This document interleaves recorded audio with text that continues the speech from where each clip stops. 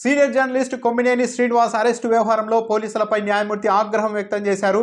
జిల్లా ఎస్పీకి డీఎస్పీకి న్యాయమూర్తి మెమో జారీ చేశారు. ఏకంగా ఈ సెక్షన్లను వ్యవహరించిన తీరుపైన న్యాయమూర్తి కొన్ని కీలకమైన వ్యాఖ్యలు కూడా చేశారు. పోలీసులకు సంబంధించి కొమ్మినేని శ్రీనివాస్ తన కేఎస్ఆర్ డిబేట్లో కృష్ణంరాజు కొన్ని వ్యాఖ్యలు చేయగా ఆ వ్యాఖ్యల్లో నేరుగా కొమ్మినేని శ్రీనివాస్ ప్రమేయం లేకపోయినప్పటికీ కావాలన్న ఉద్దేశంతోనే కొమ్మినేని శ్రీనివాస్ను అరెస్టు చేశారు.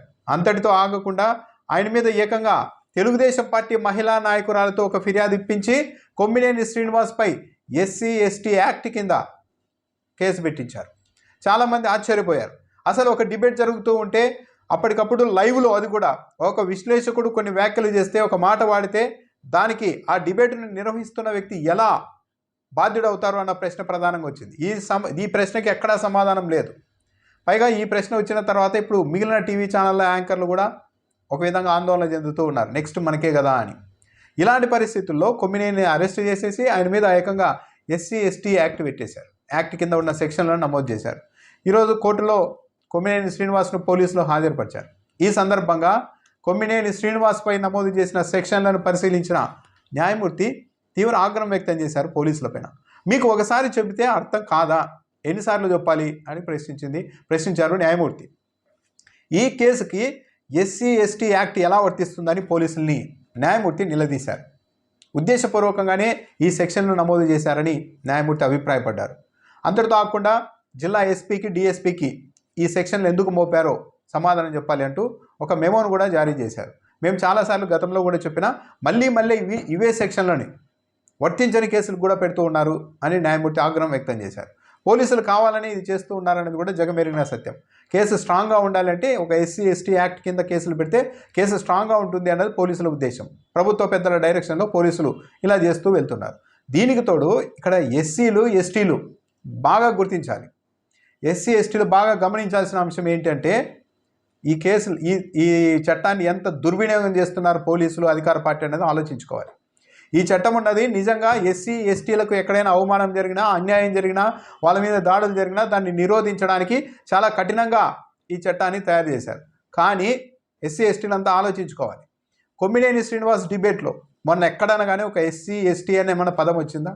లేదు. వాళ్ళు ఏదో ఆయన కృష్ణంరాజు బ్రాడ్గా అనేసాడు మొత్తం అంతా. ఆ మాట అనడం తప్పు.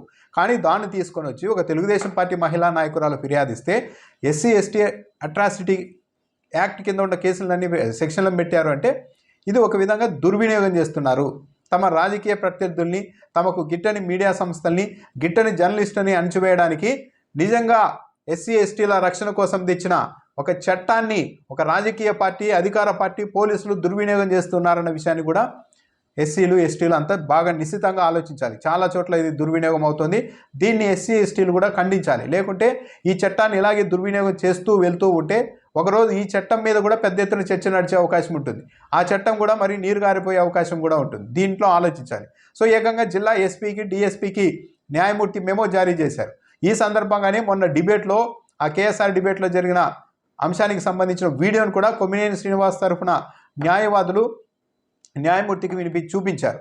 ఇందులో కొమ్మినేని శ్రీనివాస్ తప్పెక్కడ ఉంది, ఇందులో SC/STల ప్రస్తావన ఎక్కడొచ్చింది అని కూడా నేరుగా ఆ వీడియోలో చూపించారు. వీటన్నింటినీ పరిగణలోనికి తీసుకున్న న్యాయమూర్తి అయితే ఓవరాల్గా ఉద్దేశపూర్వకంగానే ఈ SC/ST యాక్ట్ కింద ఉన్న సెక్షన్లను నమోదు చేశారని భావించి న్యాయమూర్తి ఏకంగా ఆ సెక్షన్లను కొమ్మినేని శ్రీనివాస్పై పెట్టిన ఆ సెక్షన్లను తొలగించేశారు. ఇది కొమ్మినేని శ్రీనివాస్కు ఒక పెద్ద ఊరట. జిల్లా ఎస్పీకి DSPకి మెమో ఇచ్చారు. ఇది పోలీస్ డిపార్ట్మెంట్కి ఒక అవమానం.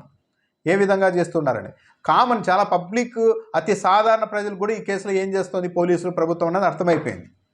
ఆ వ్యక్తి ఏదో లైవ్లో అనేశారు. అతను సాక్షి జర్నలిస్ట్ కాదు. అతనేమి ఆఫ్లైన్లో అంటే తీసుకొని వచ్చి ఉద్దేశపూర్వకంగా కూడా సాక్షి ప్లే చేయలేదు. లైవ్లో అనేశారు. కొమ్మినేని కంట్రోల్ చేయడానికి ట్రై చేశారు. ఇంకా గట్టిగా ఖండించాల్సింది అన్నది కొందరి అభిప్రాయం కావచ్చు. కానీ ఇక్కడ ఎక్కడా కూడా కొమ్మినేని అయితే ఎవరిని అవమానించలేదు. కానీ ఆయనే టార్గెట్ కాబట్టి, సాక్షి మీడియానే టార్గెట్ కాబట్టి, వైసీపీ, జగన్మోహన్ రెడ్డి, వైఎస్ భారతి వీళ్ళే టార్గెట్ కాబట్టి కృష్ణంరాజు అనే ఎపిసోడ్ ఇప్పుడు పక్కకు పోయింది. అది సీరియస్గా లేదు. హఠాత్తుగా కొమ్మినేని శ్రీనివాస్ని తీసుకొని వచ్చేసారు. కనీసం ఒక నోటీస్ ఇవ్వలేదు. ఇవన్నీ చూస్తూ ఉన్నారు. పైగా అయితే లాస్ట్లో 14 రోజుల పాటు రిమాండ్ విధించారు న్యాయమూర్తి కొమ్మినేని శ్రీనివాస్కు.